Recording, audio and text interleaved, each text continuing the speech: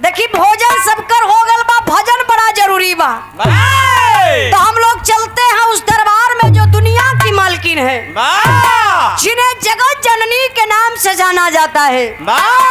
आई master साहब,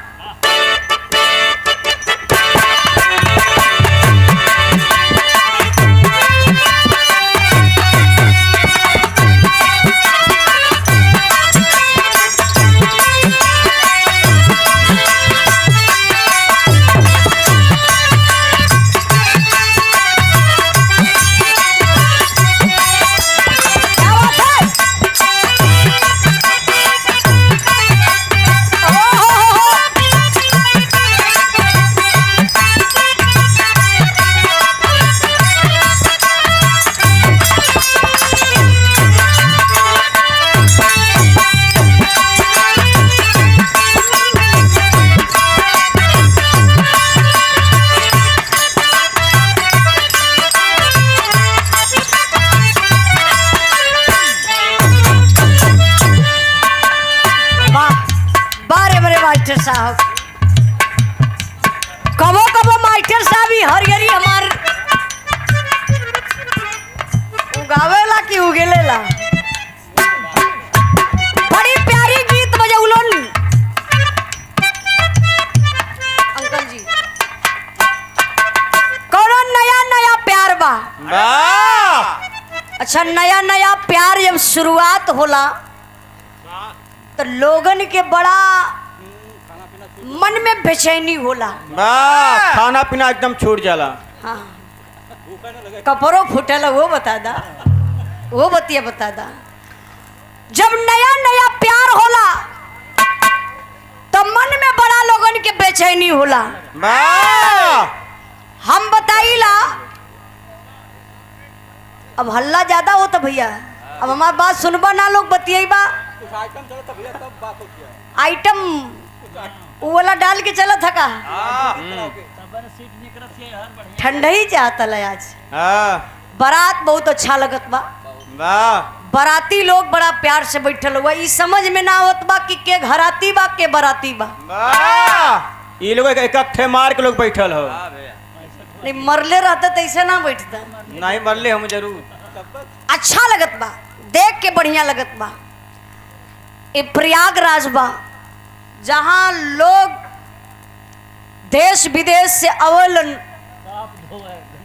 हाँ, पाक धोए स्नान करे बदे गंगा जी में चलल जाई, अपन स्नान करके अपने दो पाप के धो लिहल जाई। तीर्थराज प्रयागराज के धरती बा जहाँ ये संगम है, जहाँ के लोग, आप लोग बड़ा भाग्यशाली है या आप लोग महान है या जो ये धरती पर जन्म आप लोगों ने के मिलल बा। तेल ये देखे में भी लगल कि नहीं आप लोग बड़े सम्मान पूर्वक बैठल बानी। थोड़ा से हल्ला बा वही के कम को दी, बस चार चाद लग जाई। तो देखी कोनो नया नया लड़की लड़का का प्यार बा। अच्छा, तो प्यार हो गयल, मन में बेचैनी बा, मन में 61-62 चलत बा। भैया भैया छुआ मत, एकदम बढ़िया बोलत हो। छुआ तब चिल्लाए शुरू कर दे। अपने मशीनी पर से हाथ हटा ला भैया। लड़की फोन करके ओ लड़का से कहत बा, का बतौले बा मास्टर साहब?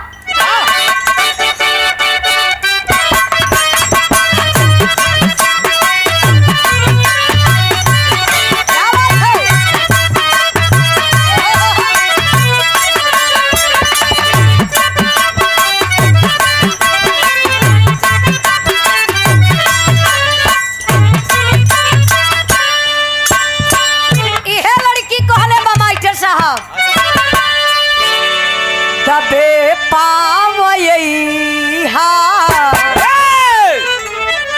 अरे दबे पावैहा, नजरिया बचा के दबे पावैहा, नजरिया बचा के दबे पावैहा, नजरिया दबे पावैहा, नजरिया बचा के।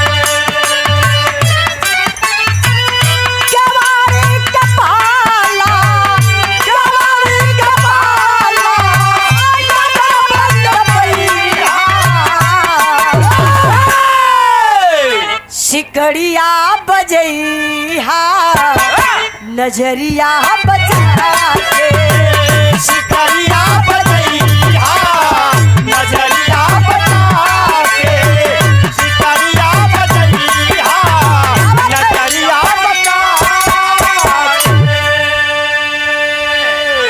लेकिन ई भक्त माई बीड़ा वाली से फरियाद कलस के हे मतारी वाह इराउर कृपा बा वाह कहाँ से अवेलू कैसे गवावेलू कैसे बजवावेलू वाह ए बिटिया के कुछो जानकारी ना बा कैसे ही गावत बा मास्टर साहब। हेलो हेलो हेलो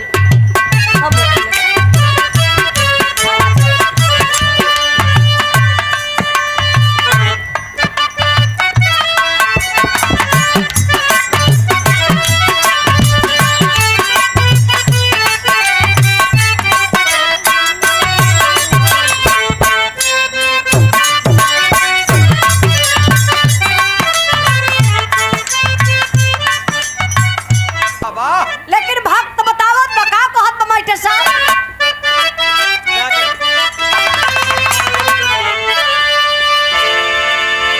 अरे दया कैलू मैया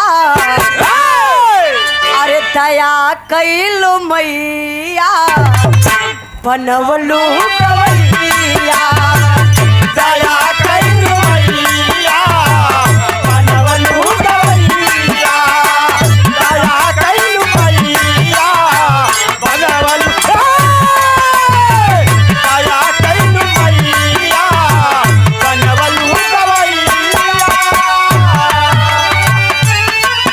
सब कुछ मिलल बा तोहरे सब कुछ मिलल बा तोहरे परिया के छैया भैलू सहैया बनो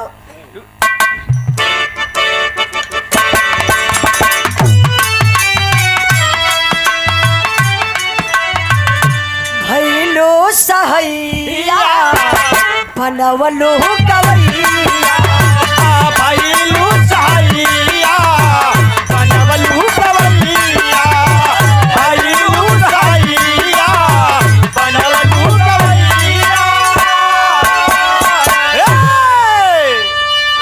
अगले बंद में भक्त माई से बड़ी ऊंची बात बतावत बा कि हे मतारी आपका ही कृपा बा जेकरे आँख न रहेले माई ओके आँख देलू माई वाह जेकरे लाल न रहेला माई ओके लाल देलू माई जेकरे मेहरारू ना रहलो के मेहरारूओ देलू माई।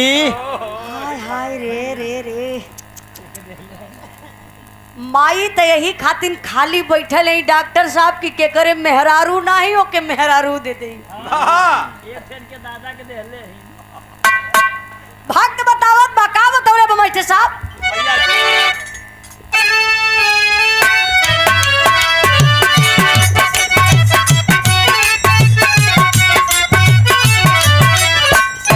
भक्त माई से बतावत बा नहीं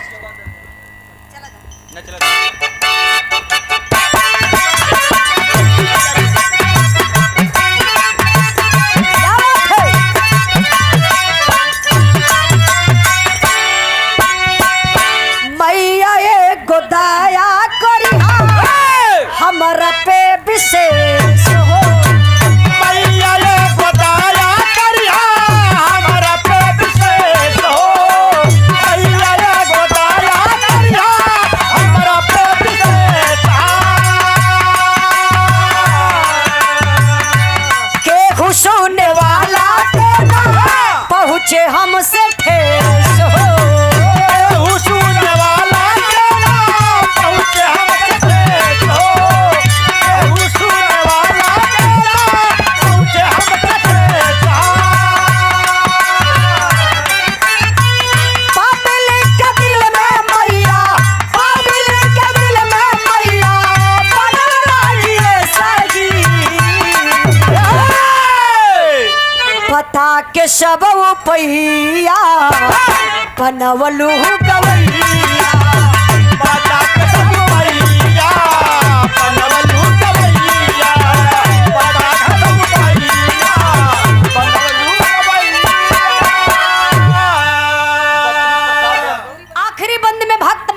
बतावत बा का भाई साहब नहीं चलो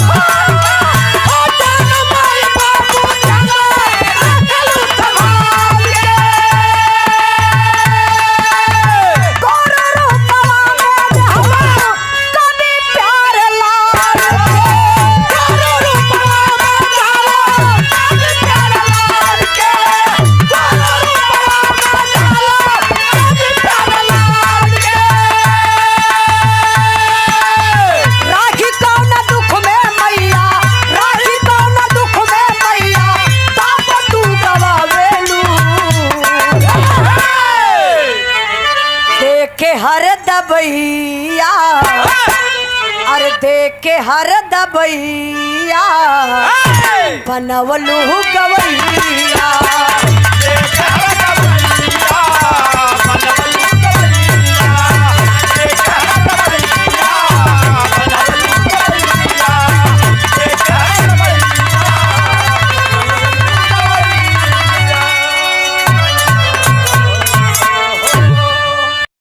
मेहरारू के चाह वाला लोग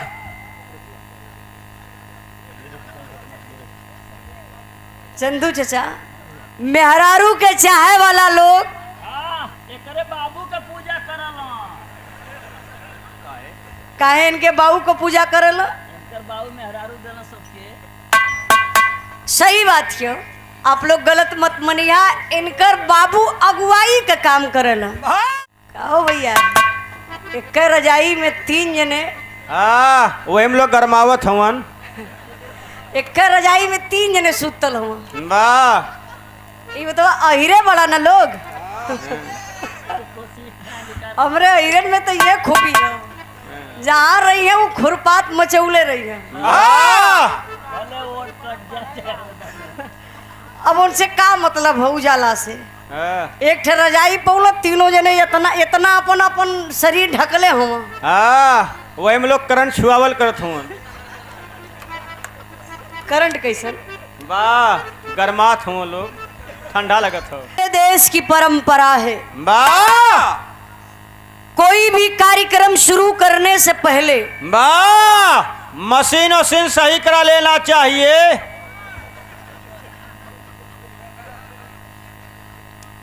हाँ एकदम ही पागल हो गई अब वहीं ले तोहर मशीन सही ना बोलियो हमारा तो ठीक लगे अपने एकर वाला ना बोलत हो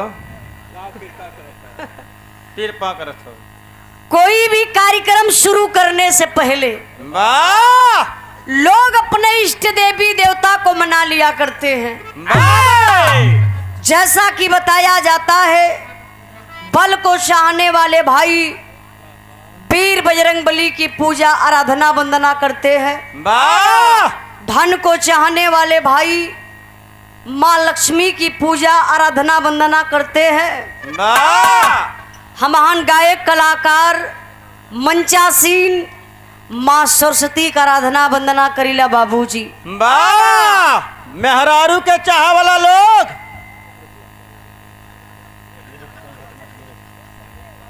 चंदू चचा मेहरारू के चाहे वाला लोग एकरे बाबू के पूजा करला काहे इनके बाबू को पूजा करल इनकर बाबू मेहरारू देना सबके सही बात क्यों आप लोग गलत मत मनिया इनकर बाबू अगुवाई का काम करल जिंदगी में बड़ी शादी करौलन खाली हमारे साथ धोखा कह देना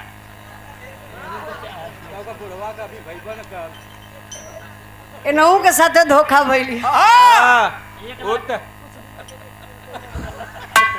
इनहू के साथे धोखा हो गई भैया वाह अब कुछ दिन में हो जाए वाला हूँ कहाँ जाइए वाह बनारस बनारस का करिए जाइए 9 मन चैला लगी इनके अब अच्छा मेहरारू ना चाहिए नहीं नहीं ऐसा बात नहीं खे बियाह कौनो उम्र में हो सकला अरे वाह बियाह शादी का कौनो उम्र नहीं खे वाह काहे से कि सबके अपेक्षा ना बताओ बनी उम्र होला 15 के बाद 16, 17, 18 लग जाता तबले शादी ब्याह का तैयारी हो जाती हो। वाह लेकिन इनके अपेक्षा बताओ थी कि उम्र का कौनो कहो भैया एक रजाई में 3 जने हाँ वही हम लोग गरमावत हवन। एक रजाई में 3 जने सुतल हुआ। वाह ये बताओ अहिरे बड़ा ना लोग हमरे अहिरन में तो ये खूबी है जहाँ रही है वो खुरपात मचौले रही है। वाह भले वोट कट जाए अब उनसे का मतलब है उजाला से हाँ एक ठे रजाई पौला 3 जने इतना इतना अपन अपन शरीर ढकले हुआ। वही हम लोग करंट छुआवल करत हवन। करंट कैसन वाह गरमात हम लोग ठंडा लगत हो। हाँ ओढ़ला लेकिन थोड़ा से हाँ शांति के साथ। हल्ला मत करा। तो ये देखे आज इस मंच के माध्यम से हमरा के सबकर जरूरत बा। वाह उपस्थित सज्जनों आज बड़े खुशी की बात है वाह इस महफिल में हमें आप लोगों का दर्शन करने का मौका मिला। वाह कोई भी कलाकार लेडीज हो या जेंट्स कलाकार अच्छा गाता नहीं है। वाह वो तो हम लोग बजा बजा के गवा देते हैं। तो हाई लोग यहाँ का कर बैठल हुआ वाह ये लोग खाली पैसा देवे बदे बैठल हो। ये लोग पैसा लेवे कर्जा दे रहा। देखिए कोई कलाकार अच्छा गाता नहीं है नहीं कोई कलाकार स्टार होता है। वाह स्टार तो आप लोग हैं। वाह इसलिए नीचे हैं आप लोग। अच्छा ये लोग नीचे ना रही हैं तब कहाँ रही हैं? स्टार लोग नीचे रहबे करे ना। आप लोग महान हैं। वाह हम कलाकारों की सारी शक्ति लेकर के आप लोग बैठे हैं। वाह बतौली की कलाकार बढ़िया गावेला नहीं आप लोग बढ़िया गवावेला। वाह इसलिए मैं आप लोगों की चरण की दासी हूँ। आप लोग अपने चरण की दासी समझकर बाबूजी जरूर आशीर्वाद दीजिएगा। वाह हम गायिका उजाला यादव आजमगढ़ के धरती से चल के आल बनी ए महान धरती पे आप सब भाई इनका दर्शन पा करके हम पूरी पार्टी से धन्य हो गई। वाह वो बगल वाली पार्टी नाराज हो गई है का? तो उसे कुछ कहला है का? अरे भाई अपना ही पार्टिया खाली कहलू है ना। हमसे या त्रिभुवन भैया से वाह या त्रिभुवन भैया के पार्टी से अगर कौनो भी गलती हो जाई हाँ तो जूता चप्पल खींच के मारे भाई लोगन। होलिया का बहन उतरल ना हका तोरे आप लोग इनके कहला पर जा नहीं है। हाँ अपन काम शुरू कर दिया लोगन।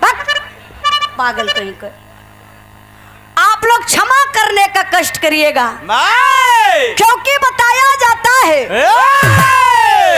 ज्यादा चलने वाले थक जाते हैं। वाह ज्यादा बोलने वाले लात भी खाते हैं।